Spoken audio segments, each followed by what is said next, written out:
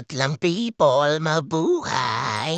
Mini vlog again mga person. Eto nga, may pinuntahan na naman kaming place na bukod sa super ganda, super nakaka-relax. Actually, nakita ko lang to sa TikTok eh. Nag-trending to dahil sa mga Instagrammable na view nila. Tsaka isa pa, dahil sa sea of clouds every morning.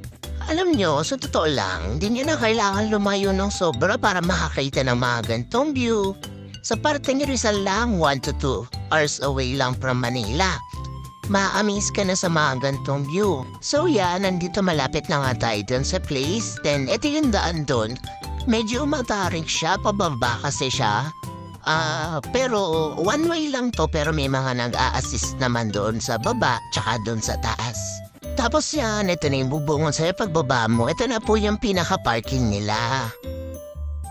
At ito, nandito na nga tayo sa Casa Peregrine. Ito yung place niya, entrance po. Doon sa gilid, nandun pa yung registration at magbabayad ng entrance fee na 50 pesos. Tapos ito na nga yung lalakaran mo doon pababa. And then, yan, makita mo ang ganda ng ambience dyan. Pagdating dito sa point na to, yan nakikita mo na agad yung view, yung bundok, and then yung mga, nila, tree house. Yan, may tree house dyan eh, yan. Nakikita mo na siya dyan. Then ito, tong side na to, nandyan po yung restaurant nila. Yan, kumain din muna kami kasi nakakagutom.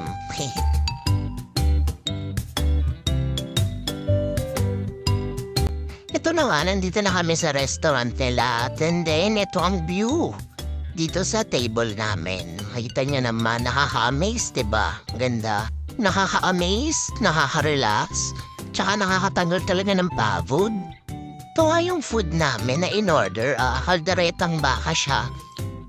Good for 2 person lang siya. 400 po iyan na per order.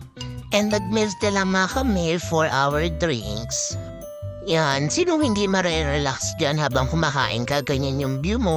After nga namin kumain, yan, pahinga konti, and then, yan, namasyal na kami.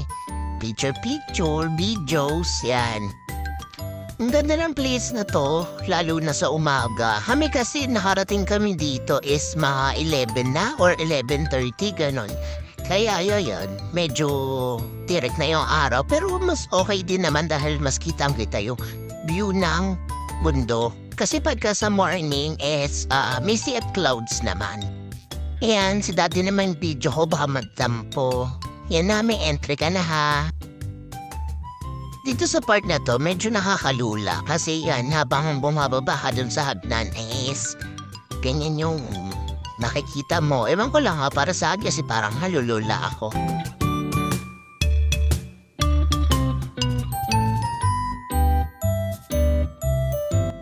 Ayan, picture lang kami ni daddy dyan din, kwento-kwento. Ang sarap dito, lalo na siguro kung medyo malilim. Ang time kasi na to is medyo mainit niya dahil tanghali. Try yung pumunta rito para ma-experience nyo yung ganito. At ito na nga yung sa tree house nila. Ayan, papanik tayo para mas makita natin yung view. Yan, ang ganda, diba? Green na green ang bundok. Sana lang mapanatili natin yung mga gantong view para sa mga next generation. Opak, sino ka dyan? Kunwari hindi alam. Kunwari pa yan pero nalulula na yan.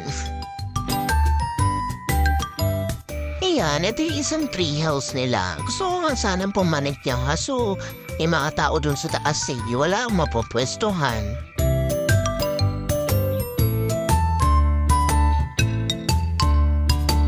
At ito nga ibang view dyan sa Casa Peregrine, yan, pakita ko lang sa inyo.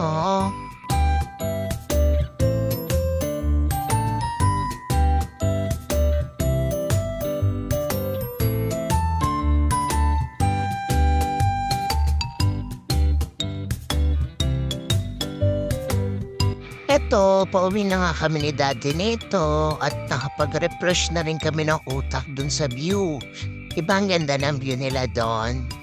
Ito may nadaanan din niya kaming mini falls na sa gilid lang siya ng daan. Ang ganda. ayan, back to the reality na ulit ang mga person. Pero at least, di ba, nakakapag-relax ka, nakakapag-refresh ng utak, nakakagala ka. Hindi lang yung puro stress, puro trabaho, di ba? Pahinga din minsan. Kayo din.